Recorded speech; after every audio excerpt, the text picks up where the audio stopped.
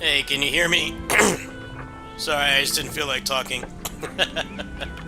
How's it going? Is anybody super hyped for this game? There's a certain AAA game coming out today. That's probably more what people want to watch, but I will not be playing that game. This is what I was interested in. What's changed with this update? Let me see. Is my mic on before I start talking? Is my mic on? Yes or no?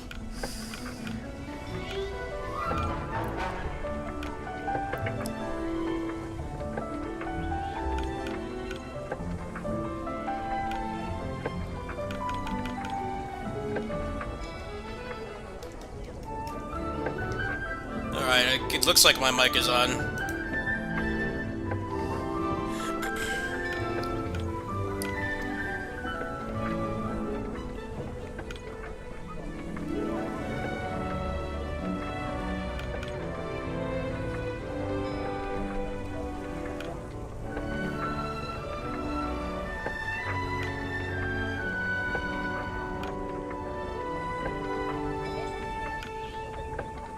Well, this class got some pretty big buffs. Wow. So what's changed with the update? The progression is completely different. Seems like it's a lot faster since it's not trying to be a service game anymore. More build variety. So far I've noticed the aspects are considerably more interesting. This game had the problem of boring affixes. It's mostly just like buffs that were mostly unnoticeable. Lots of little minute changes. For instance, let me see, where is it?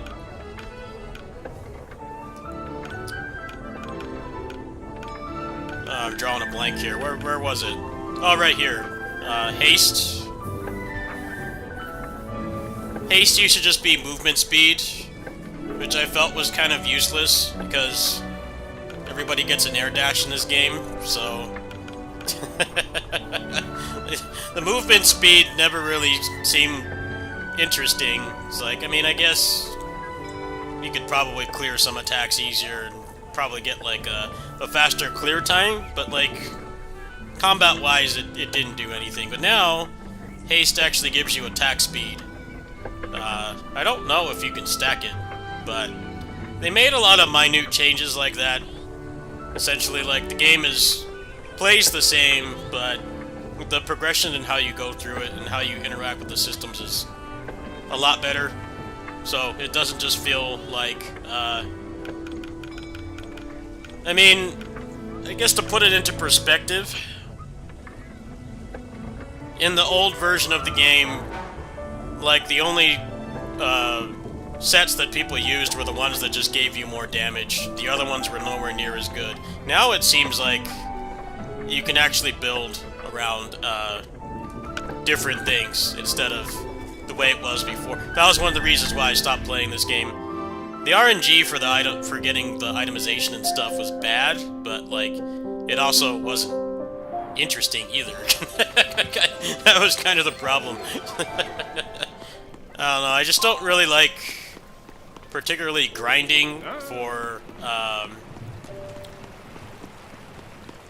don't like grinding just for more damage. That doesn't really interest me. I like to actually have a unique build, and you couldn't do that before.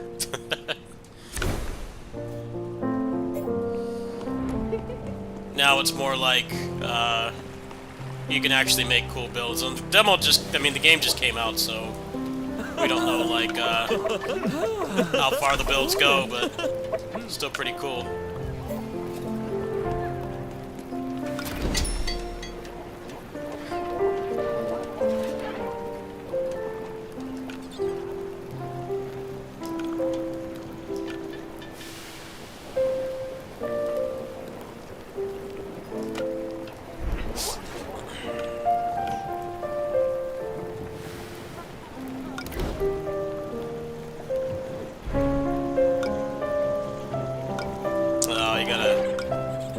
Looks like you gotta go through the campaign to really mess with your stuff too much.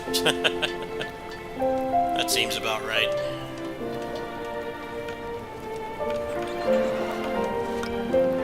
So, I don't think it's worth blowing resources on that right now. It's also like no voice acting, so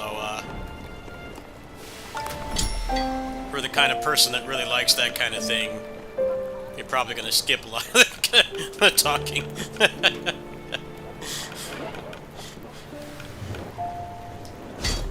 I'm glad this game got finished at all, to be honest. The fact that it doesn't have voice acting is whatever, if you ask me.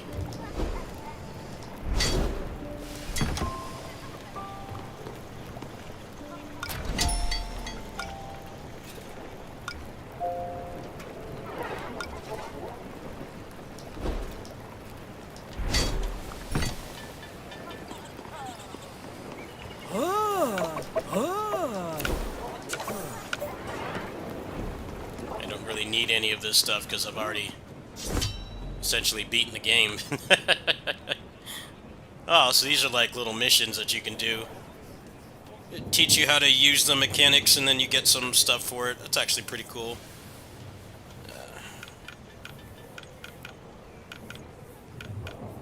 So I guess let's just get to level 50. Get the air dash.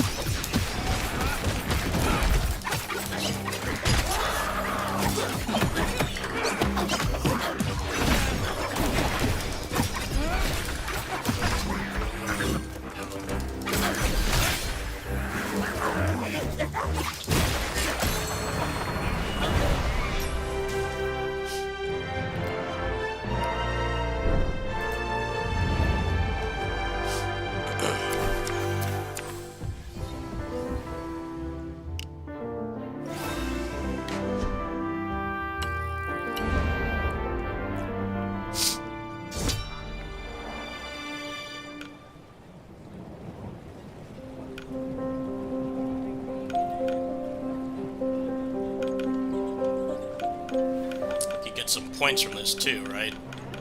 Well, I'm going to imagine those will probably come in time.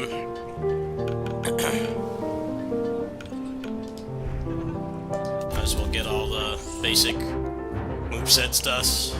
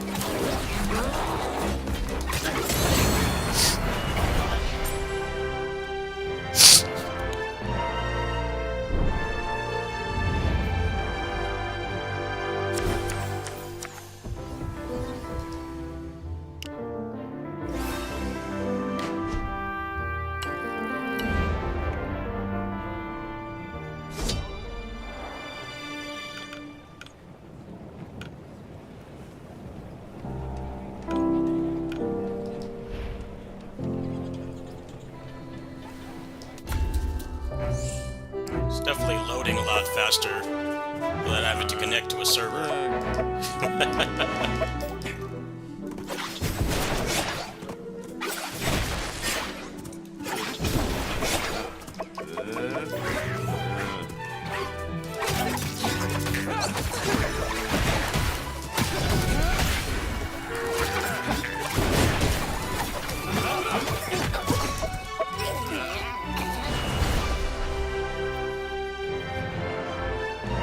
that solo leveling game where the long load times were the server and not the game itself. It is loading so much faster. It's loading like twice as fast. And I have not, like, upgraded my computer or anything to make it load faster. It's like this game just had a extremely laggy server. And now that you can play it offline, the game is, like, 10 times faster. That's my review of this game.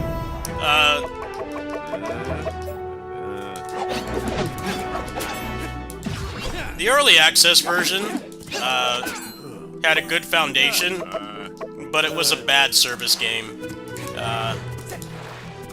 Way too grindy, no content. The builds weren't fun. Combat was never the problem. It really was just... It wasn't a good action RPG. Now it's much better, just because you know, the game plays and progresses faster. There's more build options. I played this game like 35 hours or so, and I kind of had my fill at that point because the end game loop just wasn't there. It felt like you just played it to get perfect gear, and there wasn't really anything to use it on. And then also, the best gear in the game was just the best sets were just stat sticks, which was really boring. So, all of those things are fixed now. You can actually, like, perfect a build now. You can get rid of all the RNG. Things that the game, like, really needed. And now that's not an issue anymore. There's actually more of a reason to play this game. Before, it kind of felt like after you got, like, a decent build, you're pretty much done with it. Because you couldn't really make a perfect build. And then the builds themselves were not interesting. That was what I didn't like about this game.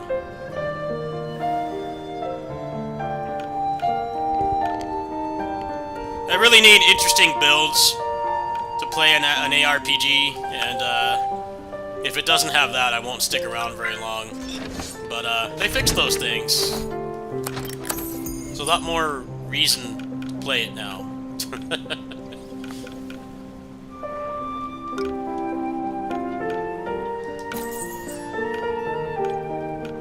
Oh man, we got a fedora. They put a fedora in this game. Is that what people really want? They want a fedora? I don't think that's what people want. But hey, it doesn't cost anything now, so I'm all for it. That was the other thing about this game as well, was the art style and the cosmetics. I don't think people were really spending money on it, and you know, for a service game, that's a problem, obviously.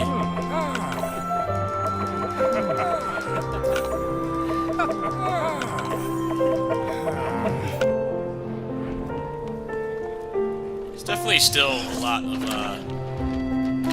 yapping in this game, where they will talk like paragraphs for something you should be able to explain in like one minimum.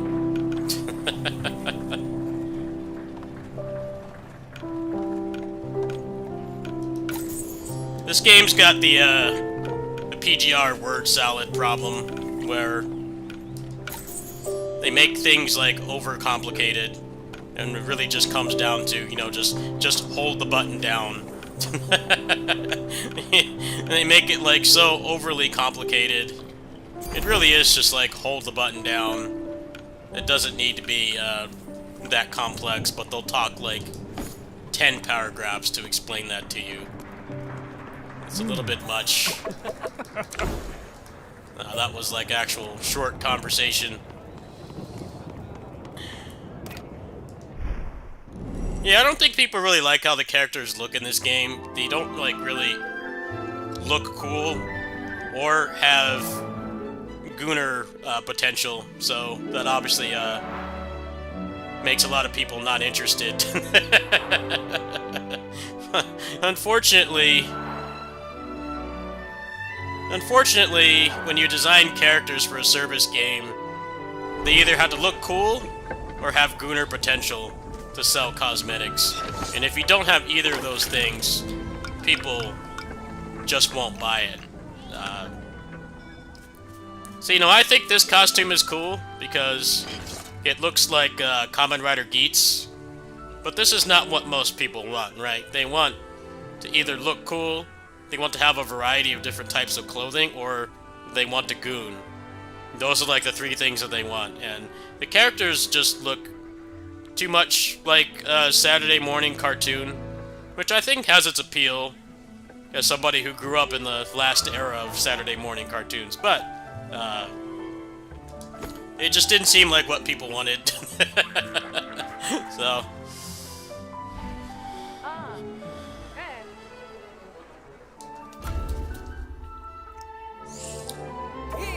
Also, the main problem with this game, for sure, was the fact that it advertised itself as a service game, but then it got like 1 or 2 major updates, and that's it. And the average person is not going to play a service game that doesn't get updated like after like 1 month. Gacha game patch cycle is like 40 days, right? Anywhere from like 35 to 42 days or so. So a little bit more than a month.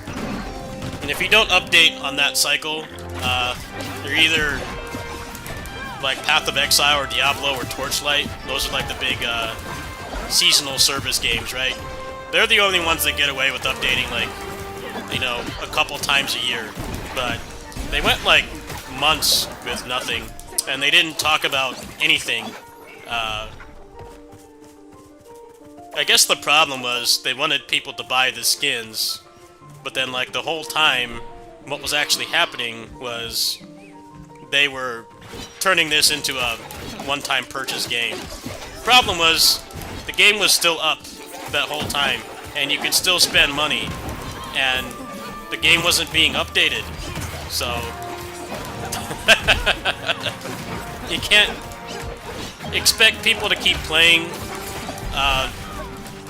with like no sign of an update, because usually in service game terms that means the game is going to die, right? Now I'm glad this game didn't die. I thought this was a good game that they just didn't have the team to really keep a solid patch cycle, but at the same time I can't fault anybody for being like, this game hasn't gotten an update in 6 months. It's like, well, is it worth spending your time on over, playing Zenless Zone Zero or something, Wuthering Waves? Like, no, not really.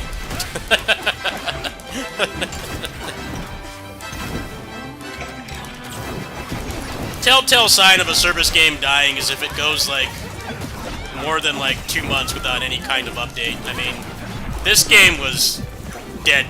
I mean, there wasn't even like any hot fixes or like server maintenance. Like, it was just completely inactive. So I think it's for the better that they pivoted into a one-time purchase, but I don't really know what the plan was overall. I don't know what the plan was. It's like, okay, you launched with a lot of content. The only thing they really added was like a couple events. There were a couple events, to be fair, and then like some like cosmetics and stuff, but that was it. And I can't blame anybody for being like, well, this game seems like it's just gonna shut down and be erased from existence, so why would anyone want to play it? It's a fully complete game now? Yes. I'm going to assume they might push for like a Switch 2 port. I think if they can get the green light to do that, it would definitely help. I could see this game being more successful on there than any of the other platforms it's on. I mean, especially today, Resident Evil 9 comes out in like a couple hours tonight, so I think most people are going to choose that. However, if you're like me, you're not a big fan of Resident Evil, and you're tired of Capcom not making the franchises you like, this is the Megaton. But for the average person, they're not going to choose this, so I don't know why they chose to release today, but honestly, if they can get this on Switch too, I think that people will actually like it over there. Switch crowd is more open to playing games like this.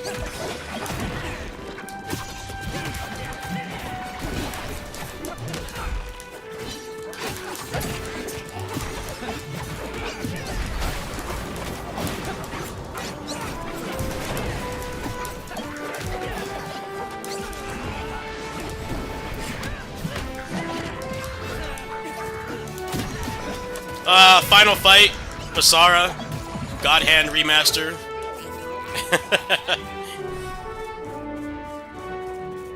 Let Inti Creates make Mega Man games again, because they basically have just been making their own Mega Man, and they made, like, literally the best Mega Man game. Like, just squash the beef and let them make a new Mega Man game again. There's like some bad blood or like drama between Capcom and Inti Creates. I feel like they need to squash it at this point, because Mega Man 03 is widely regarded to be the best Mega Man game ever made by numerous people. Not just me, but hardcore fans, just like even casual fans. It's the best in terms of story and gameplay. And you can tell with the stuff that Inti Creates puts out that they want the license, but they're not being given it. Just give it back to them. Just give it back to them. But, you know, that's probably not going to happen. Seems like that is a beef that can't be squashed. I feel like it would have happened by now, because they've made a pretty good name for themselves for making 2D pixel art games.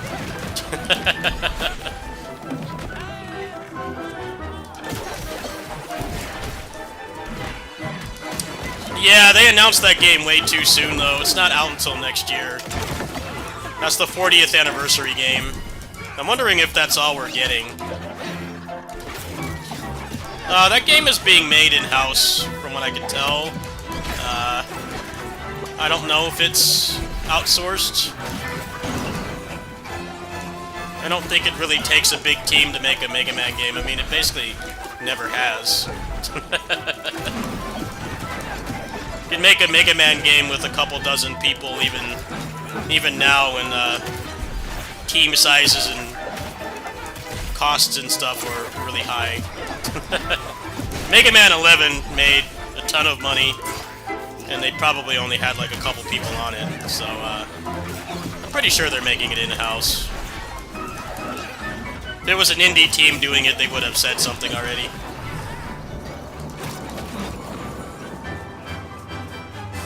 It's not like Resident Evil 9, where they probably got like 6 support studios on that game, because making a big single-player game like that is incredibly expensive. Versus like a Mega Man, where, you know, you could probably have like maybe 50 people tops on something like that. I feel that they announced it too soon. Oh no, the Game Awards was kind of a disaster anyway. That should have been the last announcement, because there hasn't been an actual new Mega Man game in like almost a decade. It's going to be about a decade when that comes out. Now, I don't know why Highguard was the last one. Seems like the internet like exploded when, you know, they announced plans for a Mega Man 40th anniversary, and then Highguard, no one ever cared. So, I don't know what's up with that.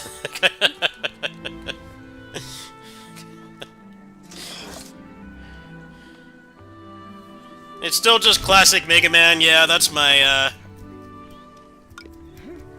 criticism as well.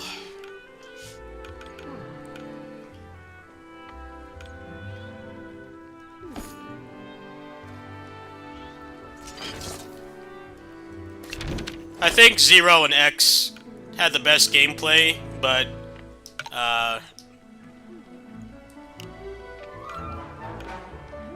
Zero and X had the best gameplay, but Zero was far more consistent. There's a lot of really bad Mega Man X games. There's so many shitty Mega Man X games. It's not a very consistent franchise. Zero series pretty much just straight got better until 4, and 4 is like not unplayable bad. It's just kind of not as good. But 3 was just an incredibly good game, so I can't really fault anybody for not liking 4 as much. Some people don't like the ending to 4.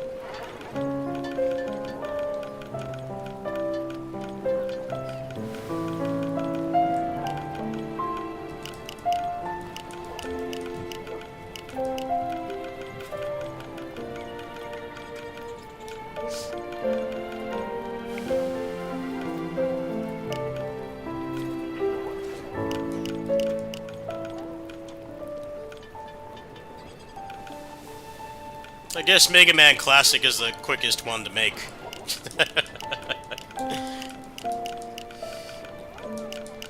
I always thought X was better than Classic, but Classic has more consistent quality. Mega Man X series, as much as I love it, some of my favorite games of all time, and a big reason for why my standards for platformers are the way they are. The quality is not at all consistent. Like, those games drop off a cliff after 4. 5 is okay, but not exactly groundbreaking. And then after that, 6 and 7 are horrendous. And then 8 is good. Definitely not the way it should be. It felt like they were getting back on track with making Mega Man games again, but then they stopped. The last game was the X1 remake, which I thought the remake was pretty good.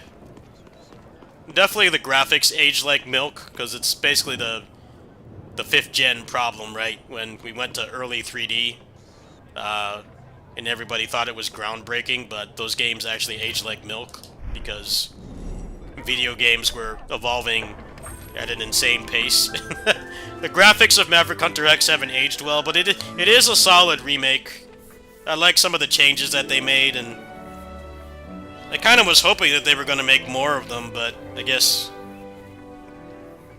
being on the PSP instead of the DS kind of made them not want to continue. But Maverick Hunter X was a good way to send off the franchise, if you ask me. That was a solid remake. It mostly just suffers from being a 3D game, so it aged pretty poorly. But that's pretty much any 3D game around that time. Well, not necessarily around that time. For handhelds, yes.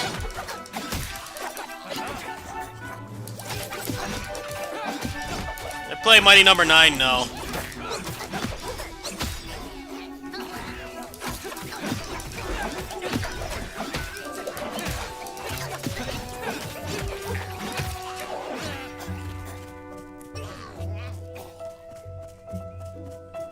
Mighty Number 9 didn't seem as bad as people said, but that game was a lesson to not back Kickstarters where they promise like the game coming out on like a dozen platforms and then like not even having any gameplay.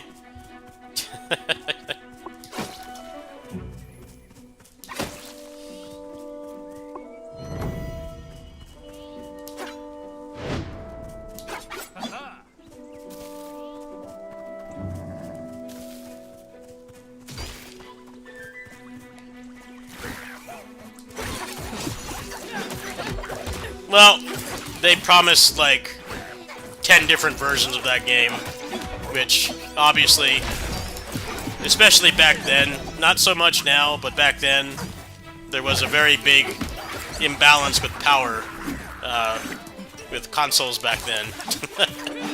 They promised that game on 3DS and Vita, and then like Wii U and all these other platforms, and it was a really dumb idea, because we weren't quite in the era where we are now, where you could just make one version of a game and then scale it down. Like that was the tail end of the era where lesser powered consoles and handhelds in particular would get completely unique versions of the game, but they should not have done that. Forced Unleashed was like one of the Forced Unleashed and Sonic Unleashed were some of the last games that were like that. Like, Forced Unleashed has, like, 3 or 4 different unique versions.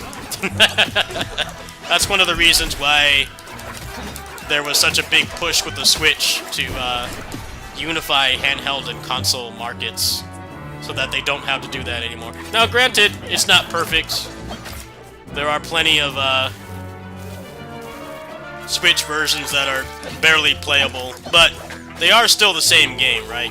They don't have to completely make a new game. So I don't know why they wanted to do that when developers were tired of that shit like ages ago. By the time that Mighty Number 9 was funded, that kind of cross-platform but unique version game gimmick was pretty much dead. Sonic Unleashed, Sonic Generations as well.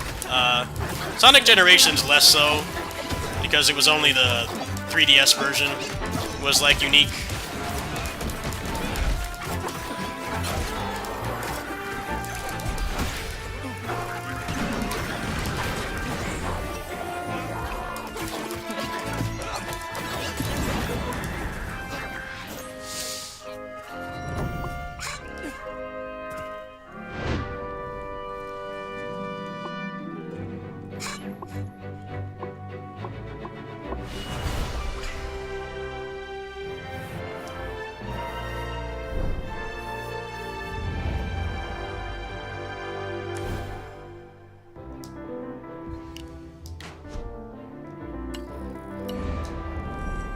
Bloodstained was the same thing.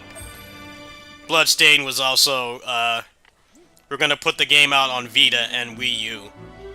And then you look at how bad the Switch version was. The Switch version was horrendous. It was not just the frame rate. I know that I am a stickler for high frame rates. It was not anything related to me. It was bad. The input lag felt like it was like a full second. It loaded so slow. The game crashed constantly. I'm like, how did you think that this was going to be playable on the Wii U and the Vita? Like, there is no way that they could have gotten that game on those platforms, unless they did what was common in the 90s and early to mid 2000s, where they would just make a different version of the game entirely. I don't know why they thought that that was a good idea. I'm glad that, like, a lot of the Kickstarters since then, they didn't promise a Switch version, because they knew that there was, like, a low chance that it would run, and they were trying to not repeat the mistakes of previous successful Kickstarters. It's like, well, if you're starting this Kickstarter now, you're starting the Kickstarter, like, a year or two ago, and it takes a couple years to make the game, and you're promising a Switch 1 version, is it really worth it? Yeah, there's a higher install base, but like, how hard is it gonna be to get the game to actually run on there? Bloodstained was like that. Bloodstained was just funny because I think it sold the most on Switch by the largest margin, like a huge amount more copies than any other platform, but it was terrible. It was not playable. Like, it doesn't help that that game doesn't feel as responsive, platforming-wise, as the previous Igavanias and like the DS and stuff. You know, the movement in those games felt a lot better than Bloodstained, in my opinion. But then you add input lag on top of it, and it feels unplayable.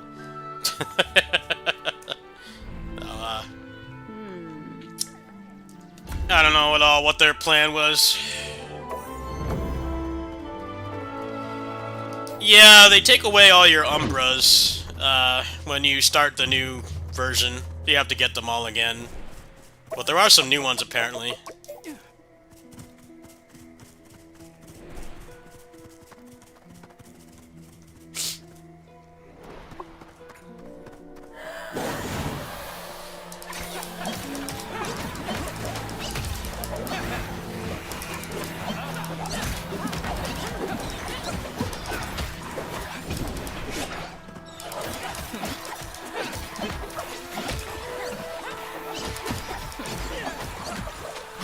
Well, the difference is they have money to make the game now. They didn't have to kickstart it, right? You don't have to promise a crazy amount of stuff to sell it. But, yeah. Switch 2 is not as powerful as they say, but for a game like that, it should be fine. I'm gonna hope that they will, target 60 FPS, but who knows if they will. It's kind of hard to tell.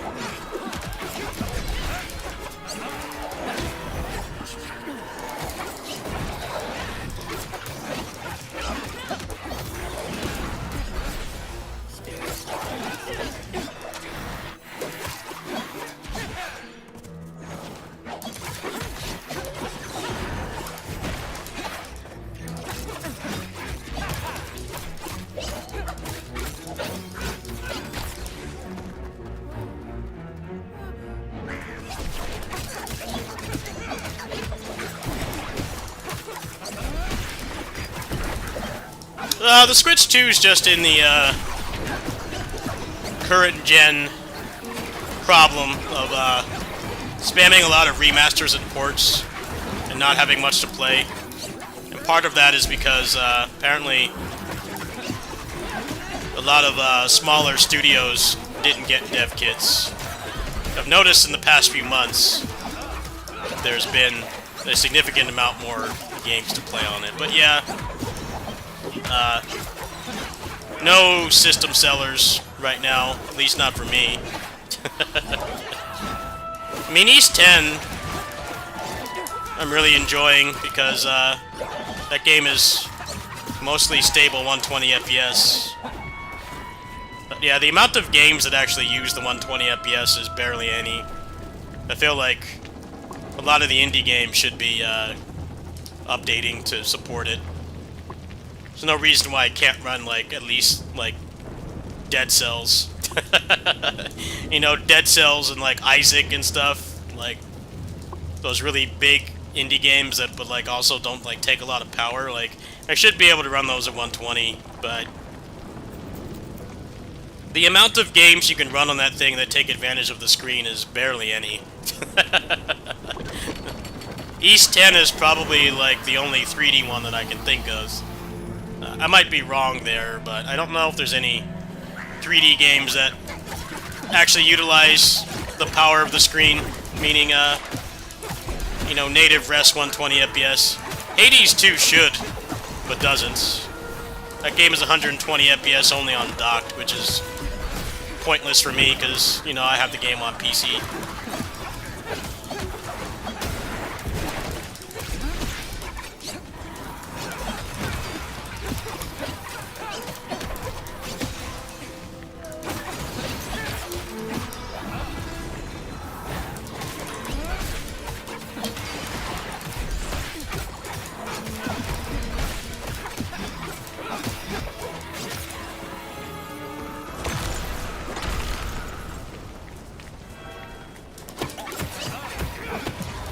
I don't know, it feels like they burnt through a lot of their goodwill with Donkey Kong by putting out paid DLC like a month after release.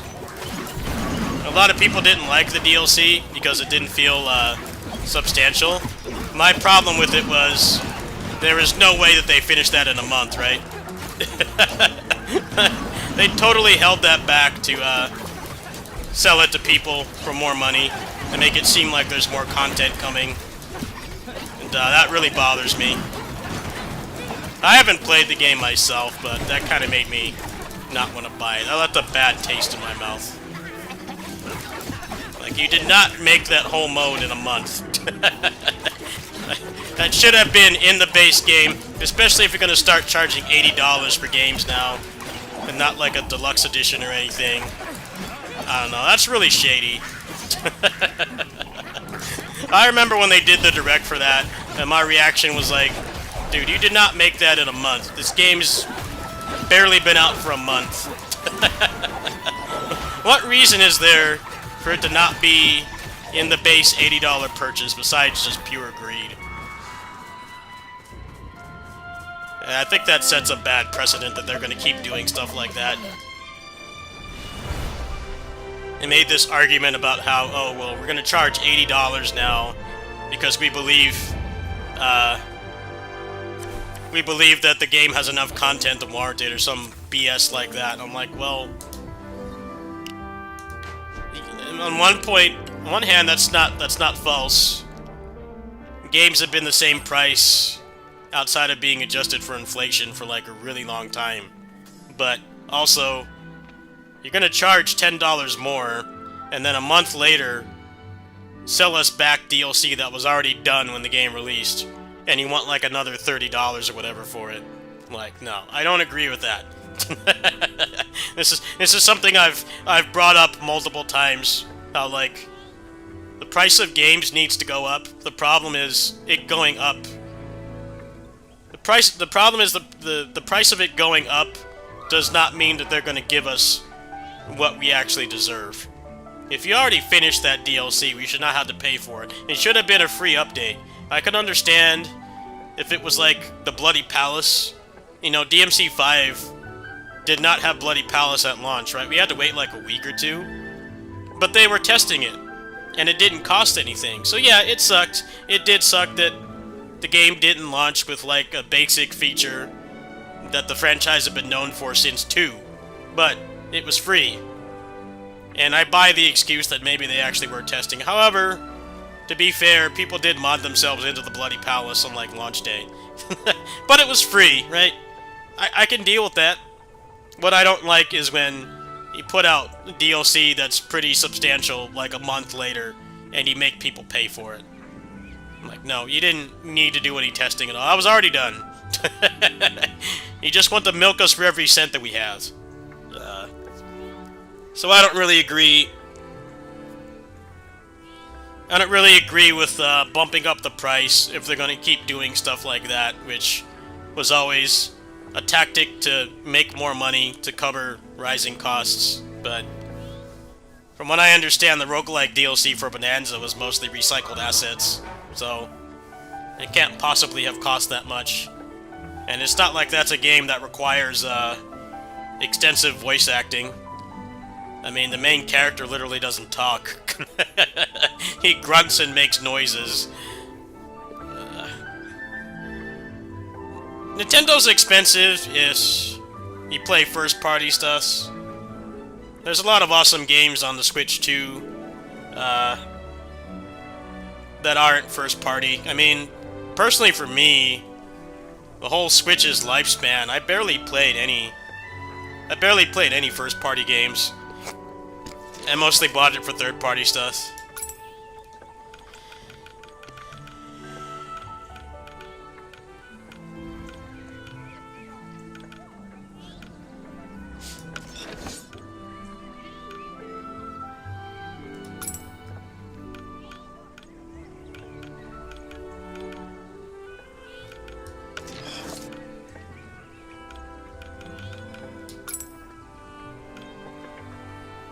Well, if the gets more content, I mean, it's going to depend on how it sells, but they're putting this game out the same day as Resident Evil 9, so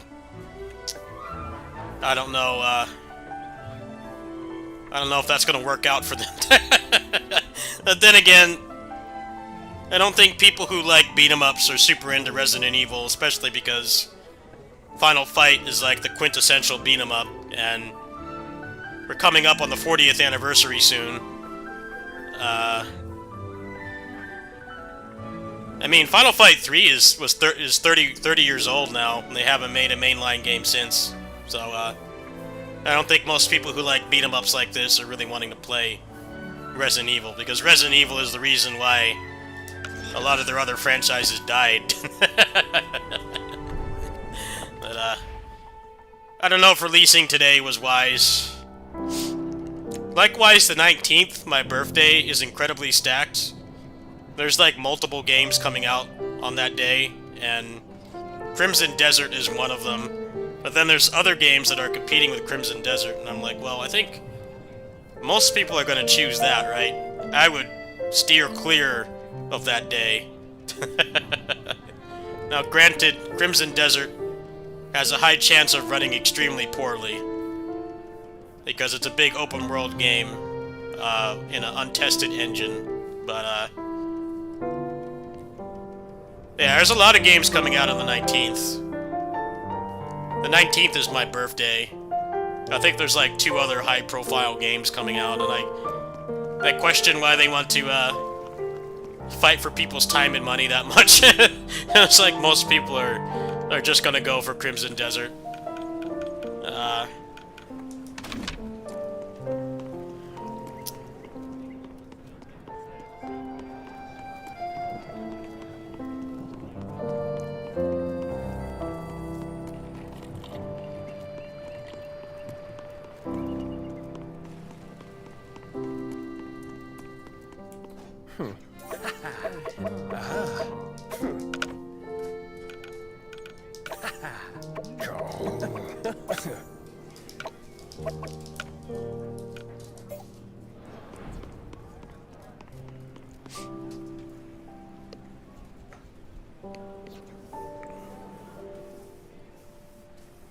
The Switch 2 should pick up by, like, next year, I would think.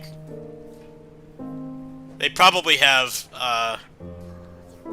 some major releases planned, but it's basically just when a new console starts, they're going to spam remasters and ports, because they don't really have any exclusive games, right? The PS4 was like this, right? I didn't get my PS4 until, like, 3 years in. And that was like the only time I felt like I was missing out on anything, because everything I wanted to play, namely melee action games and niche games and stuff, was all still coming out on PS3. For example, Basar Yukimuraden, Basara 4, and Sumeragi, Bat Ride War Genesis. But then those did get PS4 versions, so I upgraded, but like, first 2 years of those platforms were like nothing. And I think it's just been so long since a new console has come out that people like forget that. I'm like, dude, first 2 years of the PS4 were basically just remasters. Some of them were good, some of them weren't. Bat Ride War Genesis was kind of a garbage remaster because they didn't uncap the frame rate. The only thing that they changed was you could use the recording feature, which was kind of nice, although it was heavily limited in that game, and then also higher resolution and more enemies on the screen. It wasn't worth upgrading for, though. Like, not at all. So, some remasters were better than others. The Switch 2 is definitely in that spot right now. Some of these indie games are getting upgraded versions that are like barely any different. Hades 2 is kind of like that, to be fair. I don't really get the point of 120 FPS docked only. I feel like if the Switch 2 can run East 10 at 120 FPS most of the time, even though it does take some compromises, I mean, that's a full 3D game, right? How does Hades 2 on Switch 2 not use 120 FPS. And 120 FPS on the Switch 2 is mostly pointless. it's mostly pointless, for now anyway. I feel like the indie games really need to step it up and they should be supporting 120. Because the screen, I haven't really had a problem with the screen. Some people have said the screen is bad. I personally don't really notice. I'm more sensitive to frame rate and resolution than screen quality. I don't really notice a difference.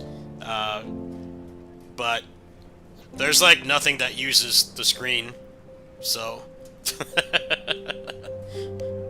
I know that Isaac is supposed to get an update, I think next month, for the Switch 2.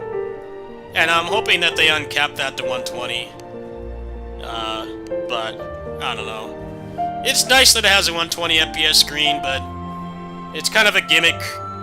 Just like the Steam Deck OLED has a 90 FPS screen, but like, most of the games that people want to play on it, because people don't have any self-control, and they want to put Cyberpunk on that thing, instead of like doing the more sensible thing, like, yeah, I'll just play like Absalom on it at 90 FPS. The 90 FPS screen is kind of pointless. It's gonna be for smaller games, so they're the only games that are gonna run like that. You're not gonna be able to run like a big 3D game at 90 FPS outside of like maybe something like multiple years old. You're not gonna be running like Crimson Desert on that thing. You're not gonna be running Crimson Desert on it at 90 FPS. You'll be lucky to get 30. So does the 90 Hz screen really matter? No. People have no self-control with the Steam Deck. They, don't understand it's supposed to be for, like, smaller games. And the cutoff for, like, AAA games is, like, 2022 or so. Maybe 2023. I use mine with that in mind, and, I'm happy with it. But people will literally try to run, like, Final Fantasy 16 on it. It's like, dude, why? They'll run it at very low graphics, and then add frame gen, which... Frame gen... I don't hate frame gen as much as the average PC gamer. The problem is, people will use it on something that barely hits 30 FPS, which adds a ton of input lag, like an unplayable amount. I'm like, I'm just gonna play that at home, man. I don't need to play it on the go that badly.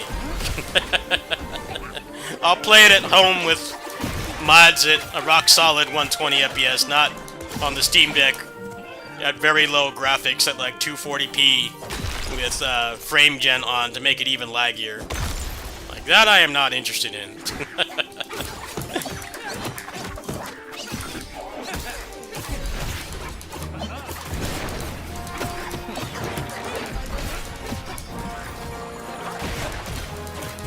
Frame gen can be good.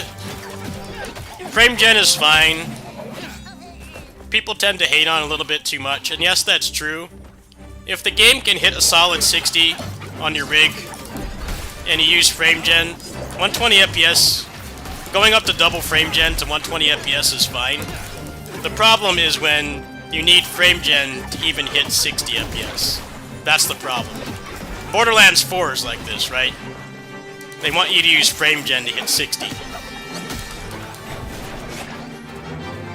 Like, Final Fantasy 16 is a good example of frame gen, and the good things about it, because it's hard to hit a locked 120 on that game. But if you can hit a stable 60, meaning better than the PS4 version, not PS4, but PS5 version of that game had a ton of dynamic resolution scaling to stay at 60. But if you can hit 60 without that, I mean, I could vouch for this myself. I played through the game with the frame gen on and had no issues. The problem is, you need frame gen to even hit 60. Like, that is not acceptable. I think people hate on frame gen a little bit too much. They're looking at it at the lens of meme games like Borderlands 4, where it barely functions without it, but FrameGen is fine. It's a good tool if it's used properly. You know, I use it on Neo 3, because Neo 3 is kind of a weird case.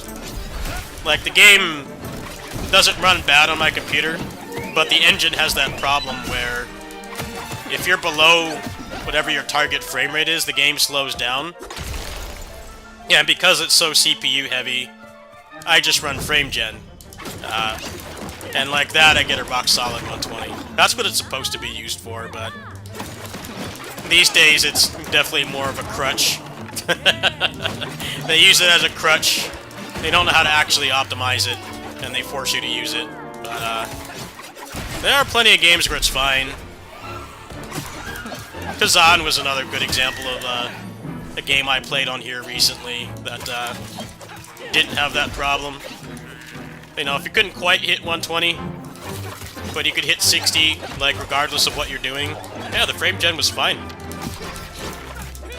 Doubling the frame rate and the latency is not enough to really make a difference. But if you try to FrameGen something that your rig can barely run, then yeah, you're just adding a bunch of input lag, and I feel like at that point, the FrameGen doesn't help, because it's making the game laggier. People hate on it a little bit too much. There are plenty of larger scale games like that that use it properly. Neo 3 PC port is not great. It's like average at best, but for my purposes, the FrameGen is fine. You know, because I can run it at 60 FPS at all times. I have a good enough rig to do that. I don't have a good enough rig to run it at 120 locked. So the FrameGen effectively fixes the problem.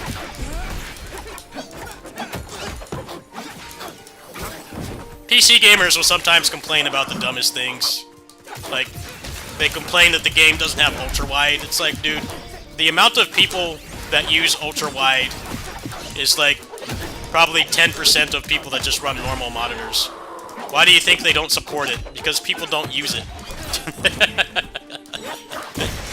I'm sure ultra-wide is great for, like, watching movies and, like, production and stuff, but for games, it's a meme.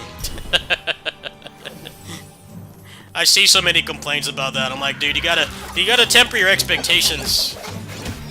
I don't think a game not supporting ultra-wide is them being lazy with the port. It's like, well, most people don't use it. They should put that time towards making sure it runs on what normal people have. FrameGen is kind of the same thing. They'll use poor examples of it, like Borderlands 4, to say that it's bad technology. It's not bad technology. It's misused, and it's used as a crutch to make up for poor optimization, but there are plenty of games where it just works.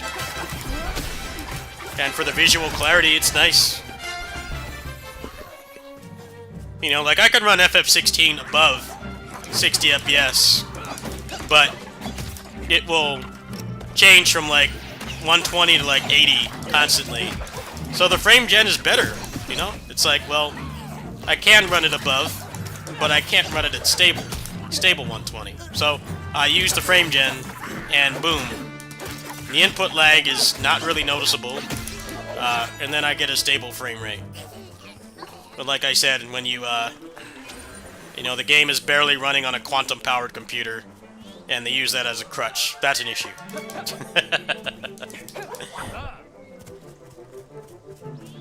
Monster Hunter Wilds is another good example. Yeah, that's a crutch. That's 100% a crutch. They couldn't optimize the game, so they rely on that, and you shouldn't need to. Wilds is a textbook example of how it's not, technology's not supposed to be used.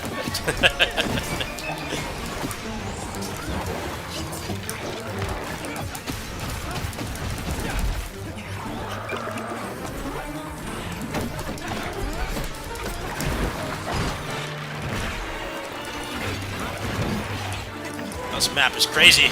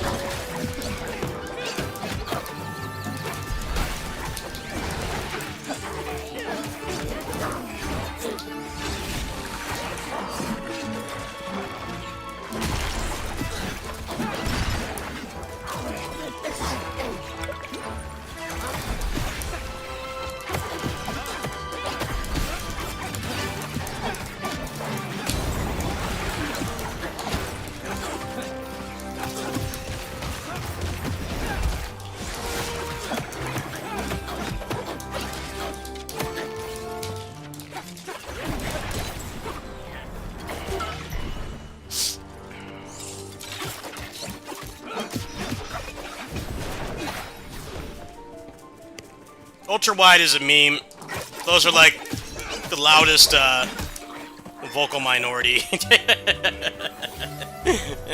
Why don't they support ultra wide? It's like, well, because people don't use it. That's why.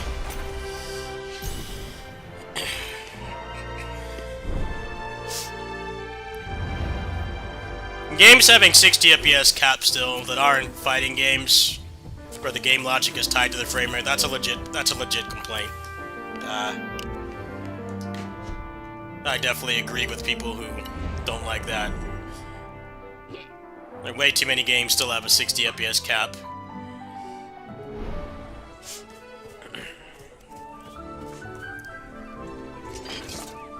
Yeah, I'm playing the new Towerborne update. I'm kind of plowing through it because I carried over my early access character. Just to get through it quicker, I want to make a video for this eventually. But later today is going to be East 10. Because I cleared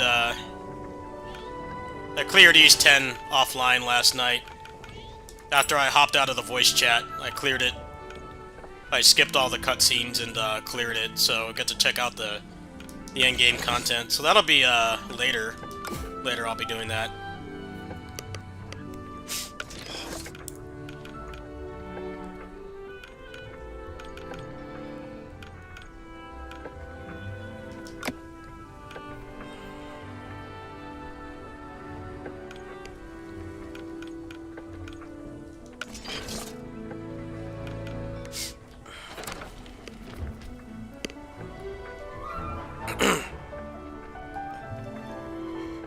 Alright, well, I am going to go get something to eat. I am quite hungry.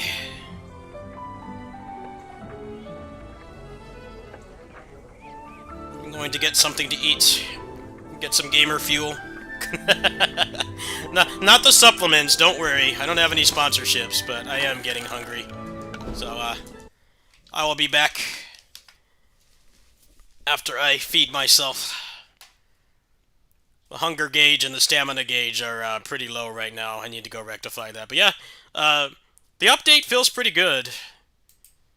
It actually feels pretty good. They fixed, like, most of the things that were wrong with the game, meaning the itemization, the pacing. I mean, the pacing's kind of a bit of a mixed bag because they added so much talking and, like, none of it is voiced, so that's a bit of a mixed bag, but the game feels a lot better overall. I just don't really understand why they didn't tell people that they were working on that the whole time. But how much are they charging for the game? It's like $26, isn't it? How much is it? Oh, $25. Yeah, it's worth $25, and you can still play with your friends too. They got rid of crossplay, but you can still play with your friends. I think it's worth it at that price. You want to know what's not worth it? Before I go? Want to know what's not worth it? This is not worth it. Apparently this just dropped. I wasn't even aware. You want to know what I'm not doing? I'm not doing this. Definitely not. I mean, to be fair, uh, I looked at some of the improvements. They actually are pretty good, meaning the movement speed and the hoverboard not being so painfully slow will help. Uh, the problem is I already played this. I mean, I did everything in this game basically. I did a tag mode run. I did a bunch of guides. There's not really anything else for me to really do in this game. The other problem is all the mods aren't going to work. So mods definitely make this game a lot better. Less so now that some of the balance changes that they made will help, but I don't see anybody excited for this at all. It doesn't help that the Switch version is still 30 FPS, which is actually worse than the PS4 version. They really need to get their shit together with this remaster project. It's starting to really bother me. Yes, the Switch is weak. It should not be running 30 FPS battles. The only version of this game that has 30 FPS battles is the PS3 version. You can't tell me that the Switch can't run it. Like, come on, man. The quality of the Switch remasters for Tales have dropped off a cliff ever since Vesperia. The Vesperia one was really good. It's just been a steep decline. So I feel bad for the people buying this on Switch. They're getting, like, the worst experience. The game itself, the gameplay definitely has its faults. Poor balancing, gotcha pull hit stun. Those kinds of things suck. The gear system is really bad. It is a fun game. I mean, if you haven't played it before, it's worth it. I did like the unorthodox party, on how they're like, most of them aren't particularly good people. Uh, which is kind of a big departure from how JRPGs are, where they're usually like perfect people. Uh, the found family story of this was pretty good. The ending, not so much. I thought the ending was really stupid. I won't go into spoilers because I guess more people have access to it now. But story was okay. Uh, yeah. Actually, let me see. What is it that they added to this? Let me see. Where's their website? Where's the website? Let me look over what they added. Don't worry, I'm not gonna buy it. Let me see here. I actually want to see what exactly they added. But yeah, it doesn't have as many. It doesn't have as many good changes as before.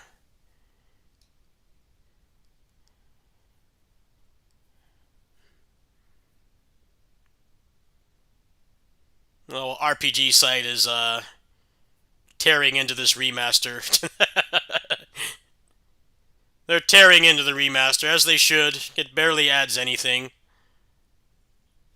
And they cap the frame rate, which kind of kneecaps what's good about it. Anyway, I'll go ahead and I'll show this before I go here. I'm getting pretty hungry. Let's see here. What did they add? Because I haven't really looked at it. I know some people are probably going to ask for it. I have the money for it, but I'm not doing it. I'm going to rebel and not do it. Maybe when releases slow down a bit, maybe I would like playing it again, but not now. Let's see here. Grade shop available from first playthrough. Yeah, that's pretty good. But that's kind of standard for the remasters now, ever since Grace's. Half-price shop purchases. I guess that's alright. Default movement speed is huge. The problem with this game is you run extremely slow. The maps are quite big. And then the hoverboard was like 5% faster. And they always gave it to you at the end of a dungeon, so it felt like they just hated their players. The fact that this gets 20%, the hoverboard gets 20%, is huge. That's going to greatly increase the pacing. This is a bigger change than you may not realize if you did not play the original game, but that's actually a really good change. Uh, Anything else here that's even worth it? Uh, Being able to turn encounters off is nice. That's kind of just a standard with, instance-based encounters now. Like, Bravely Default was like the first like new JRPG that let you do that. You could turn off the encounters. That's pretty nice. Speedrunners will like that. I know that the speedrun for Graces and Zelia went down like half an hour because of faster loads and then being able to turn off encounters. Retry after a normal battle, I mean, that's kind of just standard at this point. Berseria is like one of the last JRPGs where you could actually wipe and have to go back to a save. And like, there were some notorious fights that you could get in this game, or you actually could wipe if you weren't set up properly. So that's a good change. Uh, let's see here. Autosave.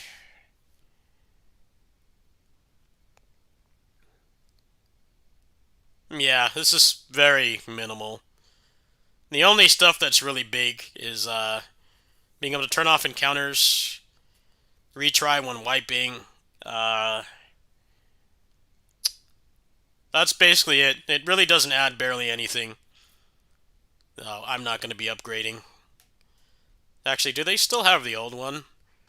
I wonder if they delisted the old one. Were they complete jerks? Did they um, did they delist the old one? Because I know Final Fantasy VII just did that recently. They delisted the old one, which broke all the mods. Oh, they still have it here. Yeah, as you can see, I played this like 100 hours. I did pretty much everything in it. Uh, I mean, I imagine. Does it have 120 FPS support? That's what I don't know. Uh, that would actually be pretty nice, actually. But I'm not seeing anything that indicates that it does. What are the reviews looking like? Is it a bad port? I'm genuinely curious. 312 people in game. No, that's not looking good. Let's see here. It literally adds nothing.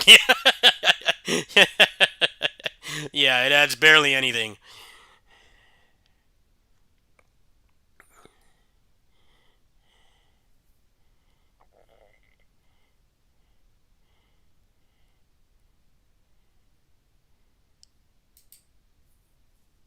I'm not really seeing anything about,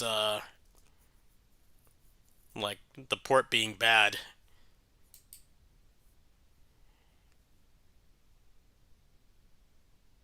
Hmm.